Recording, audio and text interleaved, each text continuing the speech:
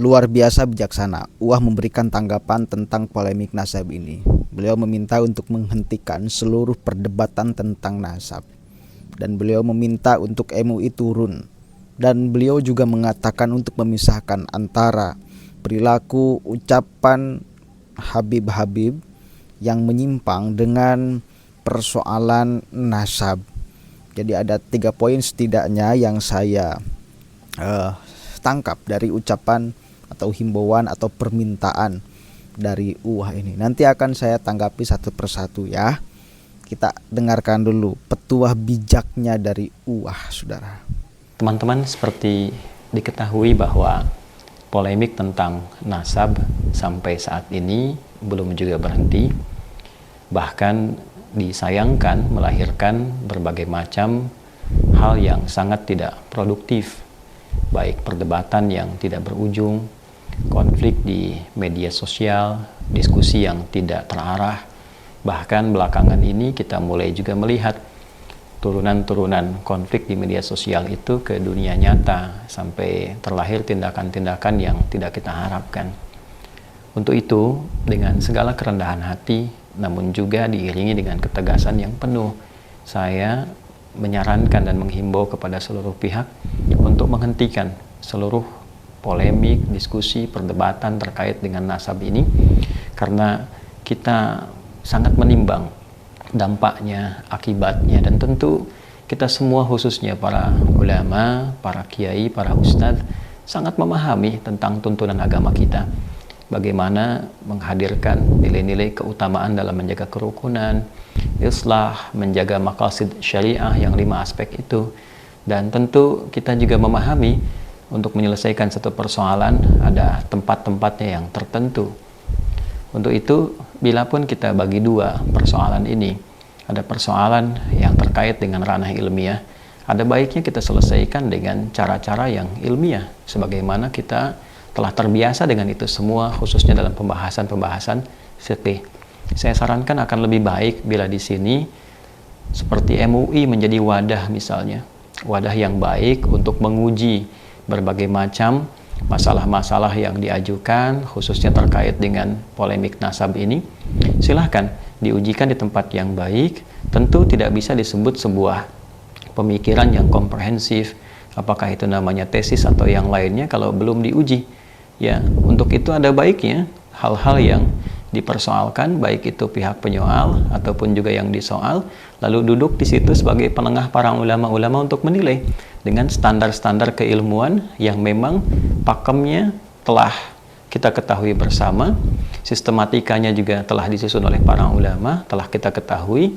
Tentu membahas ilmu nasab, ya kita turunkan dengan turunan sistematika ilmu nasabnya. Bila yang disoal nasab, tentu yang dibahas dengan pendekatan ilmu nasab. Bila disoal masalah yang lain, tentu pendekatannya dengan kodifikasi ilmu-ilmu yang telah ada dan dihadirkan oleh para ulama. Nah, saya kira dengan metodologi seperti itu secara ilmiah itu sangat mudah didudukkan, sangat bisa didiskusikan, sehingga tidak menjadi liar.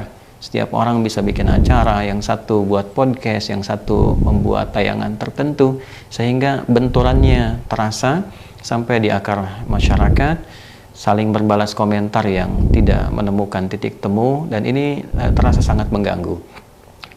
Bila memang yang disoal ini masalah perilaku, masalah etika, tentu kita harus pisahkan. Nasab hal tersendiri, penyimpangan dari perilaku adalah hal tersendiri. Tentu bila ada yang menyoal, ini menjadi catatan secara internal. Pihak yang tersoal dari kalangan-kalangan tertentu ada baiknya mendata dengan bukti-bukti yang ada, video-video atau laporan-laporan, menjadi satu perbaikan internal yang sangat disyukuri. Lantas kemudian dilakukan semacam perbaikan-perbaikan secara internal, memberi pengingat, ya, meluruskan berbagai hal yang disampaikan dengan bukti-bukti yang nyata bahwa itu adalah sebuah pelanggaran atau sebuah penyimpangan, dan ditampilkan narasi-narasi yang baik, ya, dari sisi internal itu, sehingga memberikan keteduhan.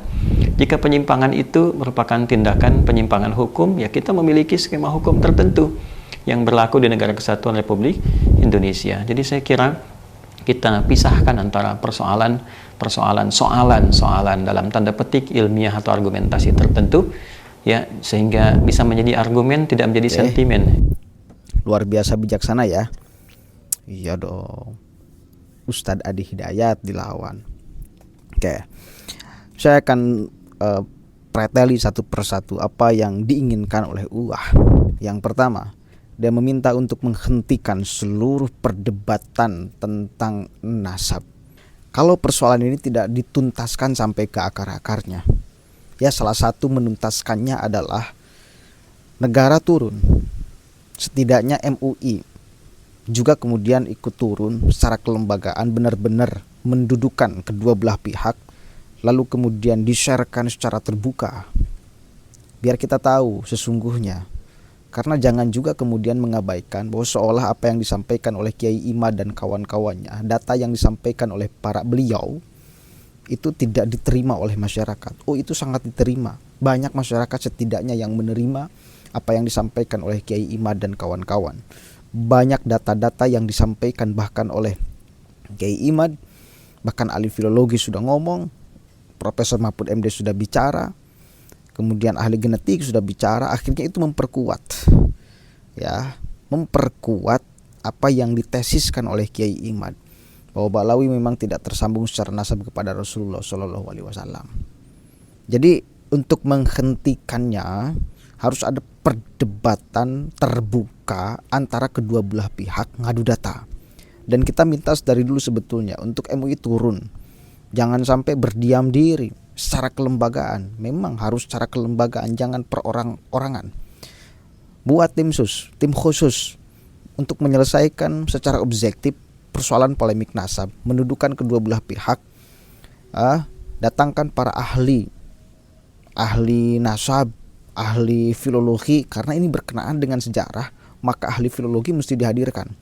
Kalau misalnya MUI memanggil kedua belah pihak tanpa menghadirkan ahli filologi, sementara ini berbicara sejarah, berbicara orang yang hidup di abad keempat yang dipersoalkan oleh Kiai Imad, tentu masyarakat juga akan mendapatkan kesimpulan secara sendiri-sendiri.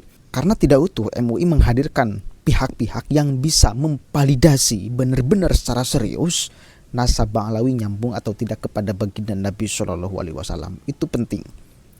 Ahli genetik mesti dihadirkan, ahli filologi mesti dihadirkan, ahli nasab juga harus dihadirkan. Jadi minimal 3 unsur ini yang mesti dihadirkan untuk kemudian menguji tesis Kiai Imaduddin Utsman Al-Bantani.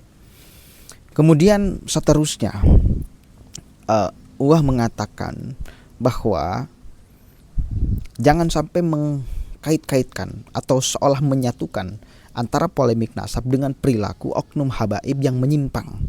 Sebetulnya kalau secara pemahaman umum memang tidak ada sambungan, tidak ada kaitannya antara nasab seseorang dengan perilaku seseorang. Boleh jadi itu adalah oknum. Ya, kita terima. Orang Sunda, saya suku Sunda misal, ada orang Sunda yang berperilaku jahat. Apakah seluruh suku Sunda itu menjadi kena dampaknya atau dicap sebagai orang jahat? Tentu tidak. Karena saya atau tidak ada pemahaman dari suku Sunda yang mengatakan bahwa suku Sunda itu lebih baik daripada suku Jawa, daripada suku Ambon, suku Batak dan lain sebagainya. Tidak ada yang menyatakan demikian. Ya, tidak ada yang menyatakan demikian. Tidak ada yang merasa lebih baik daripada suku-suku yang lain. Tidak mengeluarkan pernyataan bahwa suku Sunda itu tingkat derajat keimanan ketakwaannya lebih tinggi daripada suku-suku yang lain. Tidak ada yang mengklaim suku Sunda itu wa yutahhirukum tathiro, disucikan oleh Allah. Tidak ada yang menyatakan demikian. Maka bila ada orang Sunda yang melakukan kejahatan, kebobrokan, kebiadaban, itu ya oknum-oknum aja. Ya.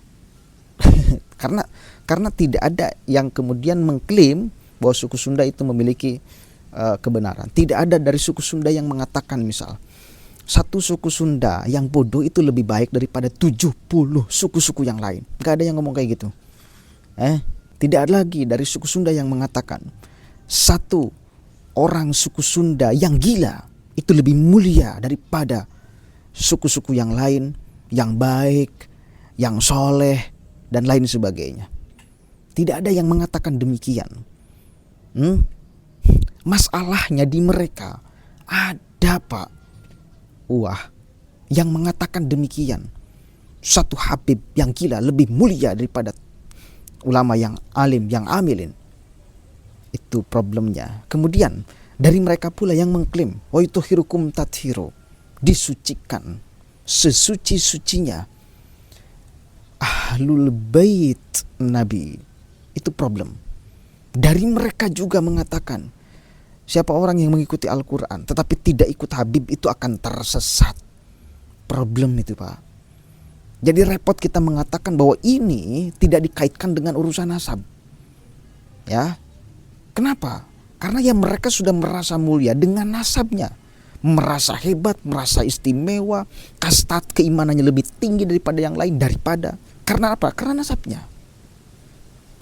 Makanya ini berkaitan, bukan tidak berkaitan. Perilaku ini, perilaku kejahatan, perilaku kemudian kesembarangan mereka dengan nasab itu sangat kemudian berkaitan erat. Maka disambung-sambungkan. Ya, coba kalau mereka tidak mengagung-agungkan dirinya, tidak meninggi-ninggikan dirinya, tidak mengklaim dirinya sebagai manusia suci. Bahkan Novel Alidrus mengatakan, barang siapa orang yang mulai mengkritik Habib sama dengan iblis. Atas dasar itu lalu orang kemudian mengaitkan antara nasab dengan perilaku. Jadi bukan tanpa alasan, itu alasannya sangat rasional, alasannya kuat. Mereka selalu menjual nasab mereka. Ketika Bahar Smith di penjara, lalu ada saksi yang memberatkan Kiai NU. Apa Bahar Smith katakan? Ente, kalau ente Kiai NU, tahu gak yang ente beratkan itu adalah cucu Nabi Muhammad SAW. Itu masalah apa? Mereka menginjak-injak harga diri orang lain, membawa nasabnya, mengatasnamakan nasabnya, seolah nasabnya benar-benar bisa menyelamatkan dirinya. Itu bukan 1-2, Pak. Dan repot kalau kita mengatakan itu oknum Ketua Robito Baklawinya yang ngomong, Pak. Urusan pembelokan sejarah hanya dari mereka yang berani membelokkan banyak sejarah Republik ini. Coba yang lain, nggak ada tuh yang kemudian mengklaim sejarah-sejarah ini seolah hanya milik mereka. Pahlawan-pahlawan nasional diklaim oleh mereka, hari kemerdekaan, hari proklamasi, perayaan 17 Agustus, semuanya itu atas rekomendasi, atas perintah dari Habib. Ini kan jadi kita beranggapan ini sudah TSM. Satu kelompok ini mengatasnamakan cucu Nabi, melakukan banyak penyimpangan secara spiritual dan sejarah Republik ini secara TSM. Ya, jadi susah kita kemudian memisahkan antara nasab dengan perilakunya, karena mengklaim mulia itu karena nasabnya, gitu loh, Pak. Ya, begitu, Pak. Itu problem. Kalau tidak ada yang mengaku-ngaku seperti itu, maka yakin tidak akan. Coba kalau ngomong misal yang Habib itu, kita itu tidak beda dengan yang lain, sama kita itu, meskipun kita adalah zuriyah Nabi, tetapi tetap posisi kita sama, diukur dari ketakwaannya, keimanannya, tidak ada jauh beda di pandangan Allah. Apakah demikian? Enggak, Pak. Bahkan Taufik Asyagab mengatakan ulama itu adalah pengawal para habaib. Pengawal bahasanya. Nah itu loh. Jadi itu adalah masalah yang kemudian meluas. Dan apalagi ada memaksa, memeras masyarakat, meminta sembari memaksa atas nama cucu Nabi, atas nama nasabnya. Begitu. Jadi repot untuk memisahkan antara nasab dengan perilaku, karena mereka melakukan banyak hal atas nasabnya. Ini memang dua persoalan yang bisa berbeda, bahkan harusnya berbeda, ranah ilmiah dengan ranah perilaku yang menyimpang. Tetapi karena penyimpangan perilaku mereka selalu atas nama nasab mereka, maka ini disakompet daunkeun kalau kata bahasa Sunda itu, menjadi berkaitan. Begitu, Pak, ya. Jadi jangan salahkan juga masyarakat yang pada akhirnya menggugat nasab dengan alasan salah satunya perilakunya. Begitu. Ini sudah menjadi realitas sosial bahwa mereka luar biasa sombongnya di bumi Nusantara. Banyak yang seenaknya dari mereka kepada warga pribumi. Banyaklah. Karena merasa mulia. Begitu. Jadi begitu ya Pak Uwah ya, mudah-mudahan ada manfaatnya. Dan kita juga memang dari dulu menginginkan untuk MUI turun untuk menyelesaikan polemik ini, jangan sampai berkepanjangan, apalagi sekarang sudah ada korban.